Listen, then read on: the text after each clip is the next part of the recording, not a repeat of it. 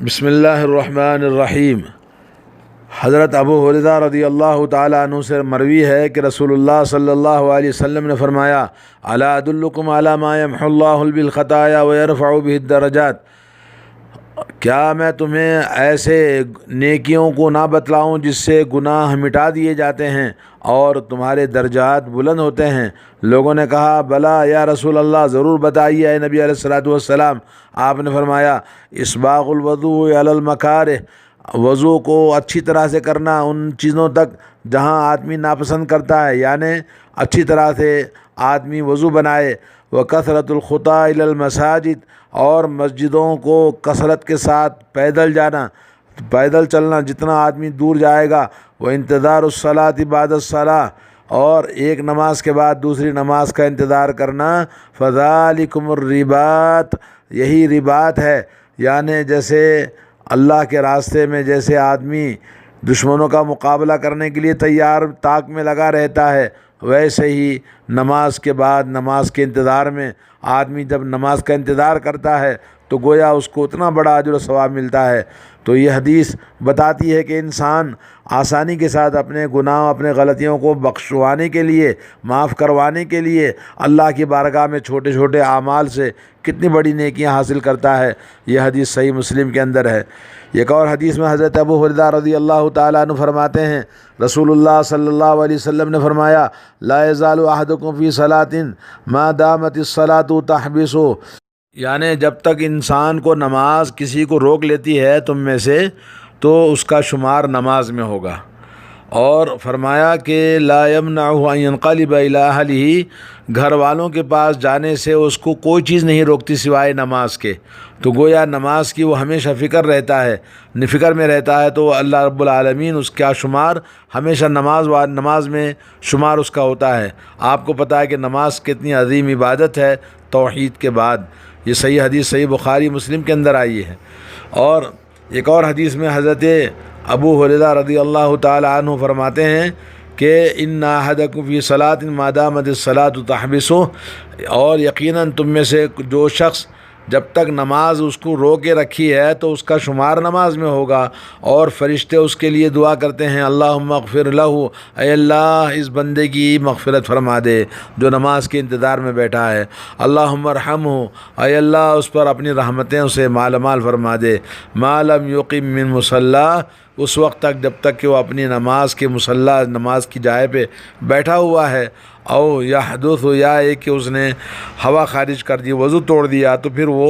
وہاں سے وہ نماز سے نکل جاتا ہے۔ یہ حدیث صحیح بخاری کے اندر آئی ہے۔ دوستو، آپ نے دیکھا کہ آج نماز کا ہم کتنا خیال رکھتے ہیں، ہمارے گھروں میں، ہمارے معاشرے میں کتنے لوگ ایسے ہیں جو نماز کی فکر کرتے ہیں اور نماز کے لیے مسجدوں میں جا کر اطمینان سے نماز کے بعد مسجد میں بیٹھتے ہیں۔ سبحان اللہ، نماز کے انتظار میں بیٹھنا اور نماز کے بعد بیٹھنا مسجد میں، تو گویا اس کا شمار نماز میں ہوتا ہے جب تک کہ وہ اپنی نماز گاہ سے نہ اٹھے، یا کہ ہوا خارج نہ کر دے، یا دنیاوی باتیں نہ کرے۔ تو یہ بہت عظیم ثواب کی جو ترغیب دلائی گئی ہے، تو آج ہمیں اس بات کی ضرورت ہے کہ ہم مسجدوں کو آباد کریں۔ حضرت ابو ہریرہ رضی اللہ تعالیٰ عنہ سے مروی ہے، نبی علیہ الصلوۃ والسلام نے فرمایا، سبعۃ یظلھم اللہ فی ظلہ یوم لا ظل الا ظلہ، 7 آدمی وہ ہیں جن کو اللہ تعالیٰ اپنے عرش کے نیچے سایہ دے گا جس دن کے کوئی سایہ نہ ہوگا، کہ روز محشر کی بات ہے۔ اس میں سے پہلا ہے الامام العادل، انصاف کرنے والا امام، یعنی وہ شخص جو کسی بھی چیز کا حاکم ہے، یا ذمہ دار ہے، یا امیر ہے، یا کوئی بھی بڑا آدمی ہے جس کے ماتحت بہت سارے کام اور ذمہ داریاں ہوتی ہیں، اس میں عدل و انصاف کے ساتھ وہ معاملہ کرتا ہے لوگوں کا، تو اللہ تعالیٰ ایسے انسان کو اپنے عرش کے نیچے جگہ عطا فرماتا ہے۔ دوسرا، وہ نوجوان، وہ شاب نشأ فی عبادت ربہ، وہ نوجوان جو اپنے رب کی عبادت میں زندگی اس کی گزرتی ہے۔ سبحان اللہ، بچپن سے ہی زندگی انسان کی اللہ کی عبادت میں گزرتی ہے۔ بڑے خوش نصیب ہیں وہ اولاد وہ بچے، وہ انسان جس کو بچپن سے ہی عبادت کا موقع ملا، ماں باپ وہ خوش نصیب ہیں جنہوں نے اپنے بچوں کو بچپن سے ہی عبادت کا ترغیب دلائی۔ اللہ کے نبی صلی اللہ علیہ وسلم نے فرمایا جب بچہ 7 سال کا ہو جائے تو ان کو نماز کے لیے حکم کرو، اور جب 10 سال کا ہو جائے تو نماز کے نہ پڑھنے پر ان کی پٹائی کرو، اور نماز کی ترغیب بچپن سے ہی بچوں کو دلائی جائے، اور گھر کا ماحول نماز کا ہو، نماز کی فکر ہو، نماز کے لیے آدمی دین سیکھنے، دین پڑھنے اور قرآن پڑھنے اور دین کی باتیں کرنے، یہ تمام ترغیب بچپن سے ہی گھروں کا ماحول بنانا چاہیے تاکہ یہ فضیلت ان کو حاصل ہو جائے، چاہے وہ لڑکے ہو، لڑکیاں ہو، والدین ہو، گھر کے بڑے ہوں، چھوٹے ہوں، سب کے لیے یہ بہترین موقع ہے۔ آج ہمارے گھروں میں یہ تمام چیزیں مفقود ہوتی جا رہی ہیں، تو ہمیں اللہ تعالیٰ سے ڈرنا چاہیے اور اس فضیلت والی چیز کو اپنے گھروں میں بیداری پیدا کریں۔ اللہ کے نبی صلی اللہ علیہ وسلم نے تیسرے اس آدمی کے بارے میں بتایا وَرَجُلٌ قَلْبُهُ مُعَلَّقٌ بِالْمَسَاجِدِ، وہ انسان جس کا دل مسجدوں سے لگا ہوا ہے، یعنی مسجدوں سے لگا مطلب یہ کہ وہ ہمیشہ نماز کی فکر میں رہتا ہے، ایک نماز فارغ ہوئی تو دوسری نماز کی فکر میں کہ نماز کا وقت ہو گیا، نماز کے وقت ہو گیا، تو اس طرح سے وہ ہمیشہ نماز کے لیے تلاش اور جستجو میں رہتا ہے کہ وقت ہو جائے تو نماز کو جاؤں۔ تو ایسے آدمی کے لیے بھی بڑی فضیلت ہے جو انسان ہمیشہ نماز کی فکر کرتا ہے، کسی بھی حال میں نماز کو ضائع نہیں کرنا ہے۔ اور چوتھا وَرَجُلَانِ تَحَابَّا فِي اللَّهِ وَاجْتَمَعَا عَلَيْهِ وَتَفَرَّقَا عَلَيْهِ، وہ دو آدمی جو اللہ کے لیے محبت میں آپس میں ایک دوسرے سے ملاقات کرتے ہیں، اللہ کی محبت میں ان کا جمع ہونا ہے اور اللہ کی محبت ہی میں ان کو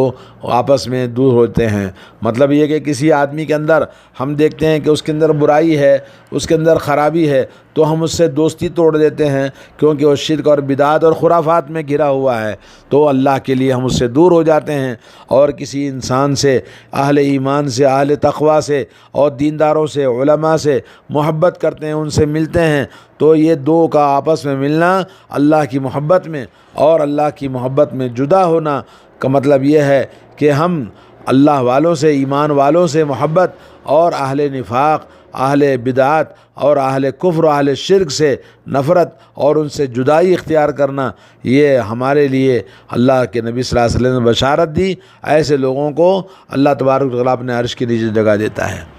پانچواں وہ آدمی ہے رجل طلبت ہو امرات ذات منصب و جمال، ایک آدمی جس کو رات کے اندھیرے میں کوئی خوبصورت اور بڑے عزت دار گھرانے والی خوبصورت عورت بلاتی ہے کہ بھئی آؤ میرے ساتھ منہ کالا کر لو، فقال انی اخاف اللہ، وہ کہتا ہے جی میں اللہ سے ڈرتا ہوں، میں اللہ تعالیٰ کی بارگاہ میں کیا منہ دکھاؤں گا، تو وہ اللہ سے ڈرنے کا یہ اس کے دل میں خوف ہوتا ہے، تو جس کی وجہ سے وہ برائی نہیں کرتا، جبکہ برائی کرنے کے بڑے مواقع اس کو فراہم ہوتے ہیں، اور برائی کرنے کے بعد کوئی آدمی اس پر انگلی بھی نہیں اٹھائے گا، اس کا چرچا بھی نہیں ہوگا کیونکہ بڑے خاندانوں کا معاملہ ہے۔ تو ایسی صورت میں بھی اللہ تبارک و تعالیٰ اس آدمی کو جو بچ گیا تو اس کے لیے بشارت ہے کہ اللہ تعالیٰ اس کو اپنے عرش کے نیچے جگہ دیتا ہے۔ آج ہر انسان ہوس، فحاشی، بے حیائی اور ننگا پن ہر جگہ، یہ اسمارٹ فون کی وجہ سے گھروں کا ماحول، لڑکیاں آپس میں افیئرس اور آپس میں بربادیاں بڑی تیزی کے ساتھ ہمارے معاشرے کو تباہ کر رہی ہیں۔ اور نمبر 6 ہے وَرَجُلٌ تَصَدَّقَ أَخْفَى حَتَّى لَا تَعْلَمُ شِمَالُهُ مَا تُنْفِقُ يَمِينُهُ، وہ آدمی جو صدقہ، خیرات، بھلائی کوئی بھی کرتا ہے داہنے ہاتھ سے تو بائیں ہاتھ کو پتہ، دائیں ہاتھ سے کرتا ہے تو بائیں ہاتھ کو پتہ نہیں چلتا، یعنی بائیں ہاتھ سے چھپاتا ہے، مطلب یہ کہ جسم کے 2 حصے دانا اور بائیں ہاتھ ہے، لیکن جب وہ داہنے ہاتھ سے بھی کرتا ہے تو اتنا چھپا کر کرتا ہے کہ کان خبر نہیں ہوتی بائیں ہاتھ کو۔ تو مطلب یہ ہوا کہ انسان جو بھی صدقہ اور خیرات کرے کسی کو بتا کر، لوگوں کو پبلسٹی کر کے اور لوگوں کو دکھاوے کے لیے نہ کرے، کیونکہ اللہ تعالیٰ کے پاس میں دکھاوا، ریاکاری، شہرت و طلبی، یہ تمام ایسے اعمال قبول نہیں ہوتے ہیں۔ اور انا اغنی الشرکاء یعنی شرک، من اشرک فی معی غیری ترکتہ وشرکہ، میں شرک کرنے والے، میرے عمل میں پارٹنر بنانے والوں سے بے نیاز ہوں، میں اس کو بھی چھوڑ دیتا ہوں، اس کے عمل کو بھی چھوڑ دیتا ہوں۔ اور نمبر 7 ہے ورجل ذکر اللہ خالیا ففاضت عیناہ، اور ساتواں وہ آدمی ہے جو اللہ تعالیٰ کا ذکر، اللہ کی یاد اس کو آتی ہے تنہائی میں تو اس کی آنکھوں سے آنسو بہتے ہیں۔ سبحان اللہ۔ آج لوگوں کے سامنے بات کرتے ہوئے دین کی بات، اللہ کی بات، توحید کی بات، آخرت کی بات، آدمی ایموشنل ہو جاتا ہے اور آنکھوں سے آنسو بہاتا ہے، لیکن یہ آنسو اس کے لیے گناہوں کی بخشش نہیں ہے۔ یہ تبلیغی جماعت میں لوگ کہتے ہیں بھائی رونا نہیں آیا تو رونے کی ایکٹنگ کرنا لوگوں کے سامنے بالکل غلط ہے، ریاکاری ہے۔ یہ رونے کا صورت بنانا اور ہاتھوں میں منہ ڈال کے نخرے کرنا، رونے جیسی آواز نکالنا، یہ غلط ہے۔ بلکہ آدمی کا رونا، تنہائی میں رونا، اکیلے میں رونا، کوئی نہ دیکھے تو وہ رونا اس کے لیے اللہ تعالیٰ کے پاس فضیلت ہے کہ اس کو اللہ تعالیٰ اپنے عرش کے نیچے جگہ دیتا ہے، اور اس آدمی کو اللہ تعالیٰ جہنم کی آگ حرام ہے ان آنکھوں پر جو مکھی کے سر برابر بھی اگر اللہ کی یاد میں، اللہ کے خوف سے اگر تنہائی میں آنسو بہاتا ہے تو یہ فضیلت ہے۔ یہ حدیث دوستو بھائیو بہت عظیم الشان حدیث ہے، متفق علیہ، بخاری مسلم کی حدیث ہے۔ ایک اور حدیث میں حضرت علی بن ابی طالب رضی اللہ تعالیٰ عنہ نے کہا، رسول اللہ صلی اللہ علیہ وسلم کا ارشاد ہے، اسباغ الوضوء فی المکارہ واعمال الاقدام الی المساجد وانتظار الصلاۃ بعد الصلاۃ تغسل الخطایا غسلا، کہتے ہیں کہ وضو اچھی طرح سے کرنا کہ کوئی بھی حصہ باقی نہ رہے، اور مسجدوں کو کثرت کے ساتھ پیدل جانا، برابر جانا اور برابر آنا، اور تیسرا نماز کے بعد دوسری نماز کا انتظار کرنا، اور یہ نماز کی فکر میں رہنا گناہوں کو پوری طرح سے دھو دیتا ہے۔ سبحان اللہ۔ اور ایک حدیث میں حضرت جابر بن سمرہ رضی اللہ تعالیٰ عنہ کہتے ہیں کہ نبی علیہ الصلوۃ والسلام جب فجر کی نماز پڑھتے تو پالتی مار کے بیٹھ جاتے، یہاں تک کہ سورج اچھی طرح سے جب طلوع ہوتا تب تک آپ نماز میں، آپ کا جیسا کہ فرمایا شمار ہوتا ہے تو آپ بیٹھ کر اللہ کا ذکر کرتے تھے۔ سبحان اللہ العظیم۔ صحیح مسلم کی حدیث ہے۔ دوستو، نماز کے بعد تھوڑی دیر آپ بیٹھیں، سکون سے اللہ کا ذکر کریں، دیکھیں کتنا مزہ آتا ہے، کتنا سکون اور اطمینان آپ پر نازل ہوتا ہے۔ ایک اور حدیث میں حضرت ابو ہریرہ فرماتے ہیں، نبی علیہ الصلوۃ والسلام کا ارشاد ہے کہ کوئی بھی انسان مسجد میں اپنے آپ کی رہائش اختیار کر لیتا ہے اور اس کو کوئی بھی کام، کوئی بھی بیماری اس کو مشغول نہیں کرتی، جب بھی دیکھو مسجد کی طرف پلٹ کر آتا ہے تو، اور جب کسی کام سے مسجد سے دور ہو جاتا ہے بیماری یا کسی اہم کام کی وجہ سے، تو اللہ رب العالمین اس کو ڈھونڈتے ہیں، الا تبشبش اللہ الیہ، اللہ تعالیٰ اس کو ڈھونڈتے ہیں جیسے گھر کے لوگ، کوئی آدمی غائب ہو گیا تو کس طرح سے ڈھونڈتے ہیں ویسے ہی اللہ تعالیٰ اس کو ڈھونڈتے ہیں۔ سبحان اللہ۔ ابن خزیمہ، ابن حبان کے اندر یہ حدیث موجود ہے۔ اور ایک اور حدیث میں حضرت انس بن مالک رضی اللہ تعالیٰ عنہ فرماتے ہیں، رسول اللہ صلی اللہ علیہ وسلم نے فرمایا، جس نے صبح کی نماز پڑھی جماعت کے ساتھ میں، پھر بیٹھ کر اللہ کا ذکر کرتا رہا یہاں تک کہ سورج طلوع ہوا، اور اس کے بعد 2 رکعت نماز پڑھی، تو اللہ تبارک و تعالیٰ اس کو مکمل حج اور مکمل عمرے کا ثواب عطا فرماتا ہے۔ رسول اللہ صلی اللہ علیہ وسلم نے 3 مرتبہ تامتن مکمل ثواب اس کو ملتا ہے، یہ آپ نے فرمایا۔ یہ ترمذی کے اندر حسن حدیث ہے۔ ایک اور حدیث میں حضرت ابو امامہ رضی اللہ تعالیٰ عنہ کہتے ہیں، رسول اللہ صلی اللہ علیہ وسلم نے فرمایا کہ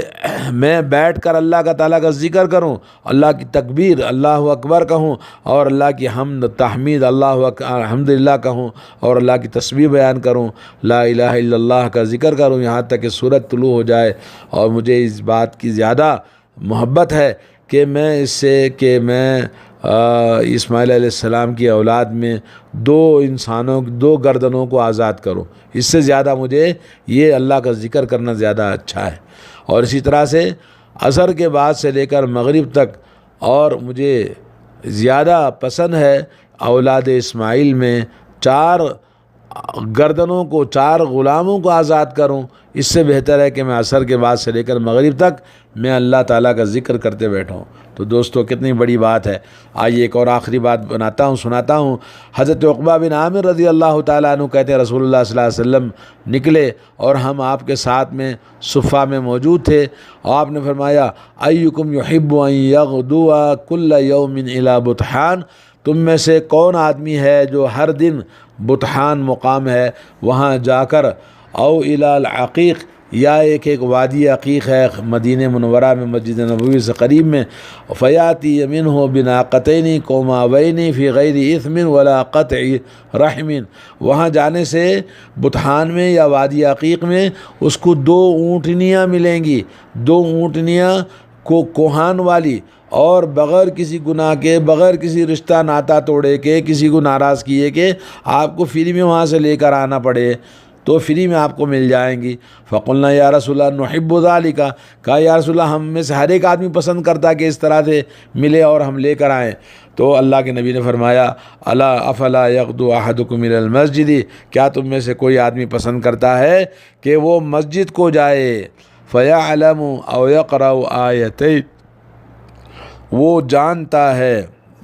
یا یہ کہ علم حاصل کرتا ہے یا پڑھتا ہے قرآن مجید کتاب اللہ سے 2 آیتیں، خیر اللہ من ناقتین او 3، کہ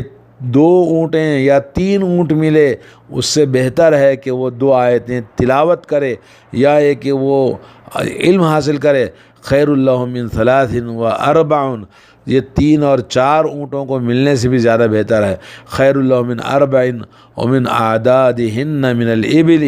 جتنے آپ اونٹ کہیں اس سے زیادہ، جتنا آیتیں پڑھیں گے اتنا اس سے زیادہ آپ کو اجر و ثواب ملے گا۔ یہ صحیح مسلم کی حدیث ہے۔ تو اس طرح سے دوستو آج ہمیں نیکیوں کی بڑی ضرورت ہے، ہم آسانی کے ساتھ نیکیوں کو پا سکتے ہیں۔ علیہ الصلوۃ والسلام نے فرمایا کہ سب سے زیادہ مجھے جس بات کا ڈر ہے تمہارے اوپر، تمہارے اندر ریاکاری پیدا ہو جائے گی، اور ریاکاری انسان کے اندر